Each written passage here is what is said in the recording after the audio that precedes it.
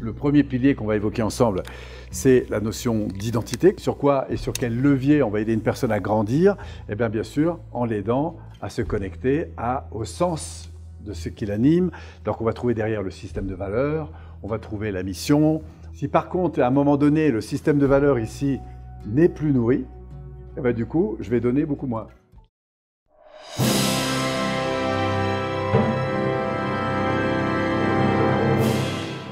Deuxième pilier. Et là, on ouvre une deuxième boîte par rapport à la PNL. C'est donc ce vous me voyez venir. Donc là, on va parler d'orientation. Au fond, de finalité. Où est-ce qu'on va ensemble? Et où est-ce qu'on va à l'égard du monde? C'est-à-dire, quel objectif on a à l'égard du monde?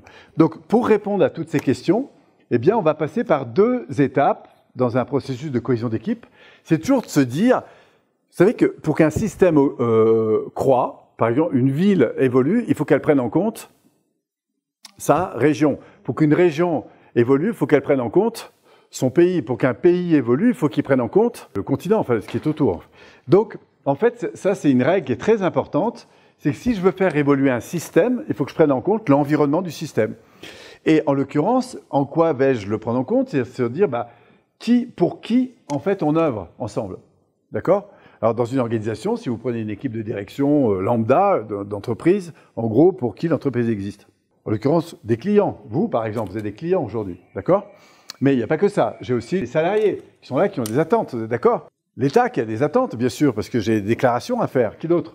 Des fournisseurs. Donc, ce qu'on va voir, c'est que quelle que soit l'équipe avec laquelle vous travaillez, il y a un environnement. Et quand cette équipe a quelque chose à faire ensemble, elle a donc à répondre à des besoins, par définition. Et la question, c'est, est-ce qu'on est tous cohérents, c'est-à-dire qu'on a la même vision, des besoins auxquels on a à répondre? Donc, du coup, on a un processus en phase 2 qui va consister d'abord à identifier ces fameux partenaires autour, et puis ensuite se mettre à la place de ces partenaires. Là, on a un processus un peu gestaltiste, ça veut dire qu'on va se mettre à la place. Et par des processus d'animation spécifiques, on va identifier ensemble les quelques grandes priorités sur lesquelles on est tous d'accord.